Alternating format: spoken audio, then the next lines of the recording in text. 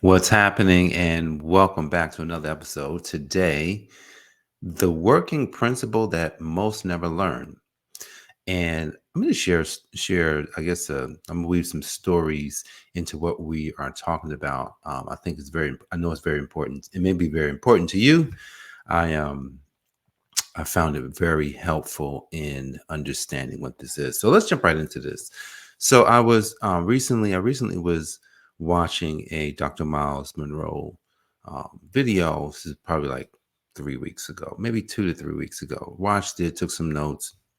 Just so happened to be looking at the notebook that the notes were in, and then I just started to think. And so I went all the way back to when I was young. Um, and I can remember a time when I can't remember how old I was, but I wasn't a teenager. So I could be more like between 7 and 10. And I remember we had this old couch in the house that I would lay on, and it was in the room where we had our black and white TV, black and white, a 13-inch black and white TV. I want you to think about this.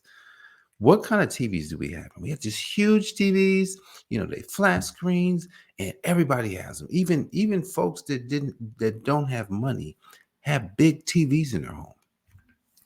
Now, back then, if you didn't have any money, you barely had a TV. We barely had a TV. Like that thing was tiny and it was black and white.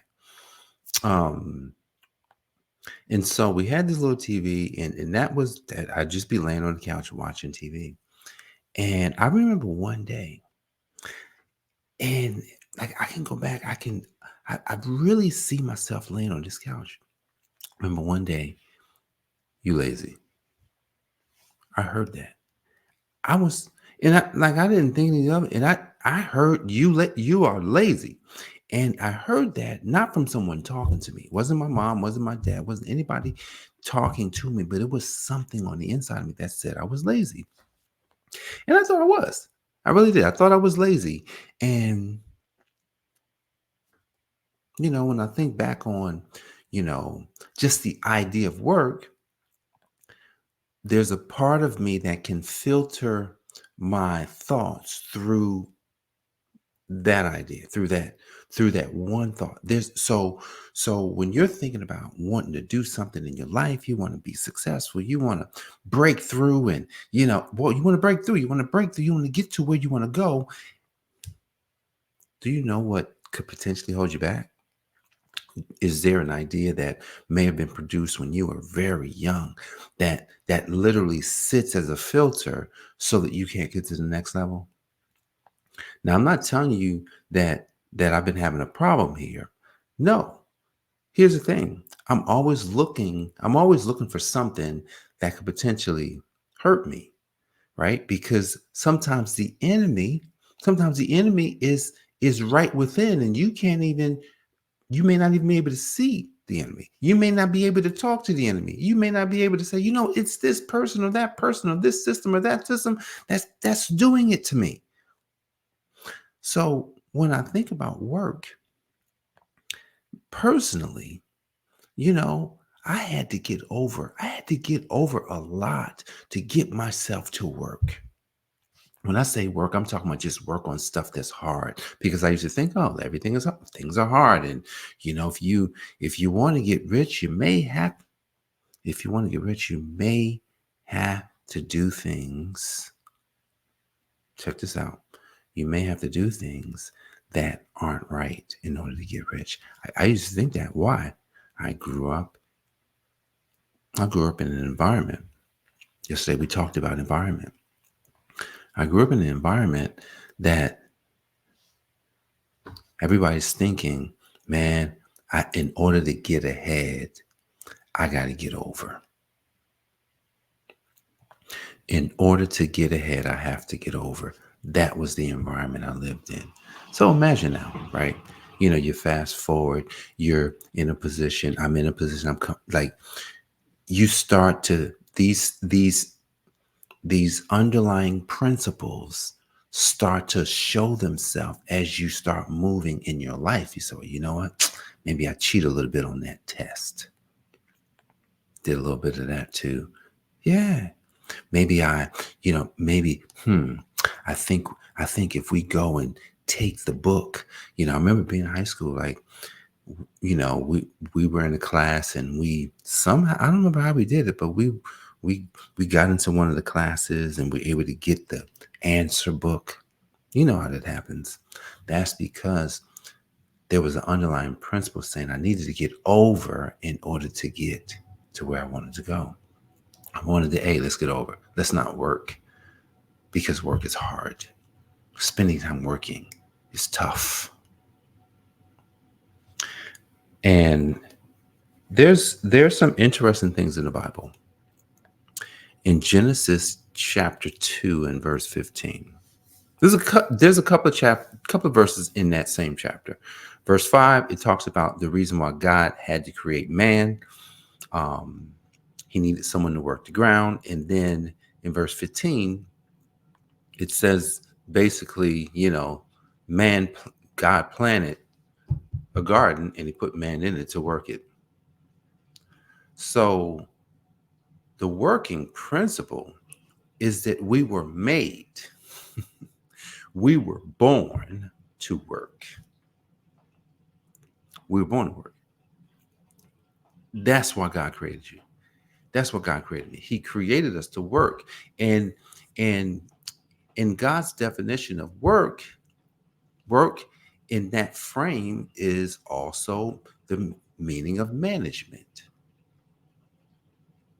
So if we understood, like if I understood this working principle that, hey, you're going to school so you can manage something. Think about how that sounds. You're going to school so you can manage what you were created to manage. Think about how that sounds. If I went to school and they said, hey, Jay, you're going to school because what you're doing is you're learning how to manage so that you can manage what you're supposed to do and why you were created to do it. Think about how that sounds versus I'm going to school so I can get a job. Totally different ideas. I'm going to school so I can learn how to manage the things that I'm supposed to manage because that's why I was created. See, this working principle, it's interesting. It's so interesting that the more I sit here and think about the past of my life, which I don't usually hover over the past too much. Think about the past. And to hear something like, you're lazy. And then to hear something like, well, you're going to have to get over if you want to get to where you want to go. And I literally saw people do this in my neighborhood. I didn't see my parents trying to get over. That's not you. A lot of times what happens is we learn from the whole environment, not just the one that we go to sleep in.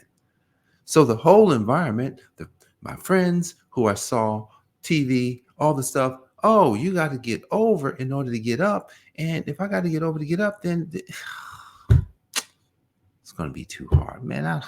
So what happens is most people, because of the idea that they have about work, they won't go after what the desires of their heart. They'll they'll just give up on them. Say, you know what? Or somebody will tell them. Somebody will tell them, hey, that's a dream. Dreams don't come true. Go get a job. Just just get a job. Now, the principle of a job is not bad. The principle of a job is not bad. What is it? What is a job? Let's look at what a job should have been. Hey, I'm going to allow you to work for me or in this environment while you are discovering what you're supposed to manage and what your life is supposed to be about. In the meantime, I'll give you some money so that you can be working on that. What if they said that's what a job is? What if they said that, when you take a job, that gives you that gives you some time to continue to learn what you were supposed to be doing. And when you take multiple jobs, what that do is it gives you ideas of things you like to do or things you don't want to do. What if that was in the conversation? But it's not. Oh, you need to get a job so you can pay your bills. I had a come to Jesus moment the other day. Nah, not so much come to Jesus, but I'm just going to call it that. And it was the day that I did the podcast on. I finally understand how the kingdom works. Yeah, I finally understand how the kingdom works. Is the day that I could see, I saw something. Here's what I saw that day. Whatever you think about, meaning, yeah, let me just say it like this. Whatever you think about, and you think about over and over, is going to be what you get. So with the kingdom of God, because because as kingdom citizens, you've been given the keys of the kingdom. So in Matthew 13, it starts bringing this principle that the knowledge of the secrets was given to the ones who were closest to Jesus. He said to them, Matthew 13, 11, hey, these secrets are given to you, but not to them. And whatever they have, I'm going to read that one. I'm going to read that real quick. I think that is it's a good one that we should use today. 13:11. Because the knowledge of the secrets of the kingdom of heaven has been given to you, but not to them. Check this out. Whoever has will be given more, and they will have an abundance. So I'm going to stop here. Whoever has will be given more. So think about it like this. A rich person continues to get more. Whoever does not have, even what they have, will be taken from them. You get a job to pay bills. You're literally living a life just a constant giving away of what you have. So a system was created so that whatever you have, it shall be taken away. It's this working principle that that most of us never learned. That's the key to overcoming most of that. And I say most of it. Because yes, you can break the code, you can understand your work, but we still have to connect it. We still would want to connect it with the kingdom of God. Now, if we don't connect it, if someone doesn't connect it with that, that's perfectly fine. There are people who won't necessarily, they may not ever connect it, and they still may be in the first group. Whoever has will be given more, and they will have an abundance. There are people who will have and will continue to have. Why? Because they still understand something about this working principle. Because this working principle, first, when you understand what you should be managing, I did a podcast on Warren Buffett some months ago, and Warren Buffett realized he should just read most of the day because that's in his gifting. That's in his work. That's in his management. Read for 6 hours every single day. That's mostly what he does. Wow, that's good. I like that. So what I saw in the kingdom is that when you really expect, when you expect the best, when you expect the good, when you expect your desires, when you expect what you want.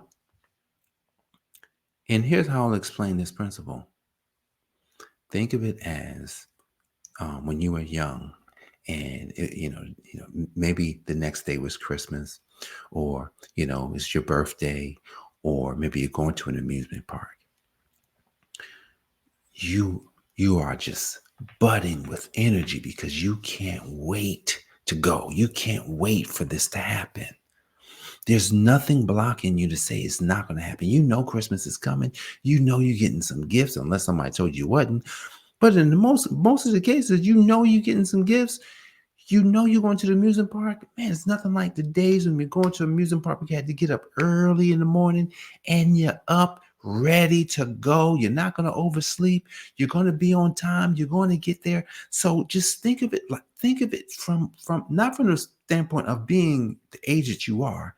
Think of it from the standpoint of when you were young and you really expected these things. There was nothing blocking you to say that it wasn't going to be a fun time or a good time.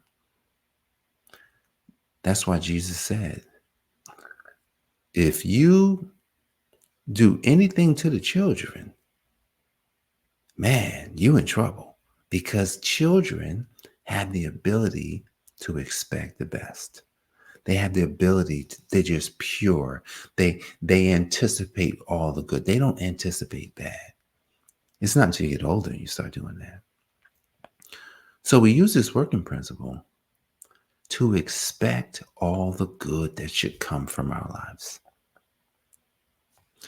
So, and so there's more that we can talk about here. But I'm not able to keep going, but I am probably going to come back tomorrow. See, work is something that once we understand what it can do for us and what it was made for, and then we have to get rid of the old idea of what we think work is, which is working a job. Work is not working a job.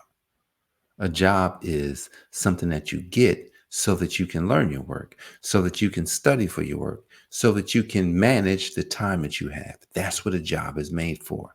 So if anybody ever has the idea that a job was made to pay your bills, that's not what it's made for. Here's why. Because if we hold on to that old idea, it's possible that job will be the thing that can hold us back from really understanding this working principle and from understanding that the abundance comes. The abundance comes, right?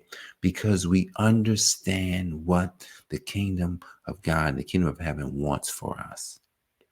What does it want for you? It just wants you to live your purpose. And your purpose is to expand with the work that God's given you. And if we expand with the work that God's given us, then we will live in abundance. We could potentially create the desires of our heart because God said he wants us to have those desires. So if we take this working principle today and from today on and just say, you know what? I'm working my way to the management of the area that God has gifted me with. And it's all going to come down to that last thing, gifts. Maybe we'll talk about gifts tomorrow. So the gift is what's going to take us to the desires. The work in and of itself may not, but the gift does. So we can manage well when we find our gift. That's when everything changes. So tomorrow we'll jump into the gift and we'll talk about just bringing the work and the gifting together, because once we bring the work and the gifting together, game over. So, guys, I appreciate you for joining me for this episode of the Account for Life podcast. This is Jay Moore, the Healthy Accountant, helping you to account for your life. God bless, and I'll see you in the next episode. Peace. This has been the Account for Your Life podcast with your host, the Healthy Accountant himself, Jay Moore. Until next time, make it a great day.